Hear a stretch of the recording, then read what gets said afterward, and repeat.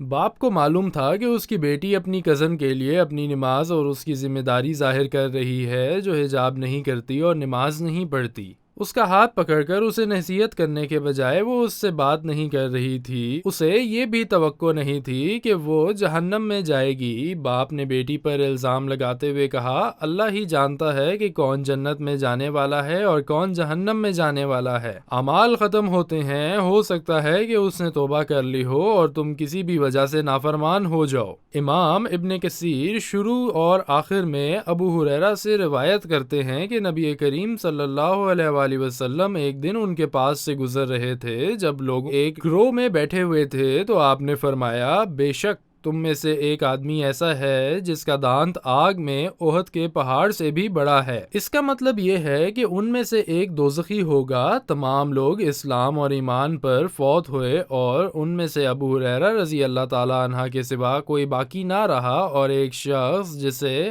ارجل کہا جاتا تھا وہ قرآن کا حافظ، روزے دار اور ثابت قدم تھا۔ حضرت محمد صلی اللہ علیہ وآلہ وسلم کے کلمات ابو ہریرہ کے ذہن میں بیٹھ گئے، اور جب بھی وہ ارجل کو اس کی عبادت اور ریاضت کے ساتھ دیکھتے تو خیال کرتے کہ وہ انبیاء میں سے ہیں، وہ محمد کی باتوں میں ایک مراد ہے۔ مسلمہ تک جھوٹی نبوت کا دعویٰ کرتے ہوئے یمامہ میں ظاہر ہوا اور بہت سے لوگوں نے اس کی پیروی کی۔ ابو بکر نے رجل کو اہل یمامہ کی طرف بھیجا اور انہیں اللہ کی طرف بلانے کا حکم پیش کیا۔ جب ارجل آیا تو مسلمہ نے اس سے ملاقات کی، اس کی عزت کی اور اسے پیسے اور سونے کی لالچ دی، اور اس نے اسے اپنے مال کا آدھا حصہ پیش کیا اگر وہ لوگوں کو بتاتے ہوئے نکلے کہ اس نے محمد صلی اللہ علیہ وآلہ وسلم کو یہ کہتے سنا ہے کہ مسلمہ نبوت میں اس کے ساتھ شریک ہے۔ وہ شخص کمزور ہو گیا اور اپنا ایمان بھول گیا اور ان لوگوں کے پاس گیا جو جانتے ہیں کہ وہ نبی صلی اللہ علیہ وآلہ وسلم کے اصحاب میں سے ہے، اور گواہی دی کہ میں نے رسول صلی اللہ علیہ وآلہ وسلم کو یہ فرماتے ہوئے سنا ہے کہ مسلمہ نبوت میں ان کے ساتھ شریک ہے۔ اس نے اپنی وجہ سے بہت سے لوگوں کو گمراہ کیا اور مسلمہ کی پیروی کی، یہاں تک کہ اس کی فوج 40,000 ہو گئی۔ چنانچہ ابو بکر نے مسلمہ سے لڑنے کے لیے لشکر تیار کیا، اور اس لشکر میں سے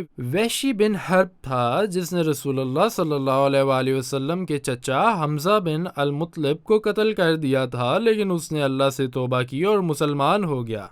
اللہ کے لیے اپنے گناہ پر توبہ کی۔ جنگ شروع ہوئی اور وحشی نے جھوٹے مسلمہ کو قتل کر دیا اور رجل کو بھی قتل کر دیا جو کفر پر ملامت اور مایوس ہو کر مر گیا۔ ابو ہریرہ رضی اللہ تعالی عنہ کو جب معلوم ہوا کہ وہ بچ گئے ہیں تو وہ اللہ کے لیے سجدہ زیر ہو گئے، اے بیٹی، وہ شخص کفر پر مر گیا باوجود اس کے کہ اس کے پاس نبی صلی اللہ علیہ وآلہ وسلم کی صحبت اور حفظ قرآن اور اس کی اچھی عبادت تھی، اور وحشی وہ ہے جس نے رسول اللہ صلی اللہ علیہ وآلہ وسلم کے چچا کو قتل کیا۔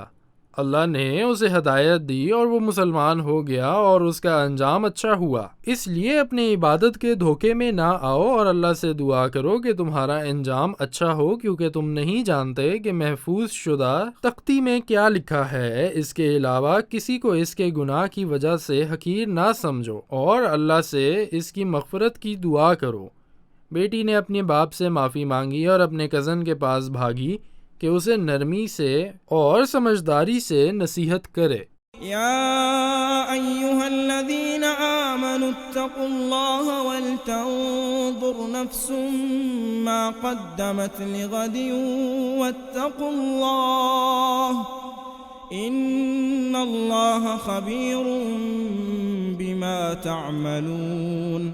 ولا تكونوا كالذين نسوا الله فأنساهم أنفسهم أولئك هم الفاسقون لا يستوي أصحاب النار وأصحاب الجنة أصحاب الجنة هم الفائزون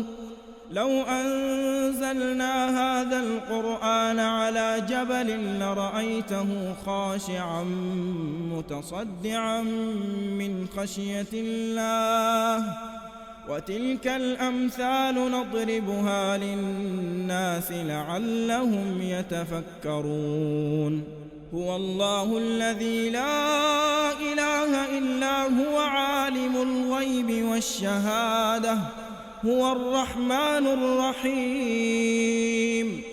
هو الله الذي لا إله إلا هو الملك القدوس السلام المؤمن المهيمن العزيز الجبار المتكبر سبحان الله عما يشركون هو الله الخالق البارئ المصور له الأسماء الحسنى يسبح له ما في السماوات والأرض وهو العزيز الحكيم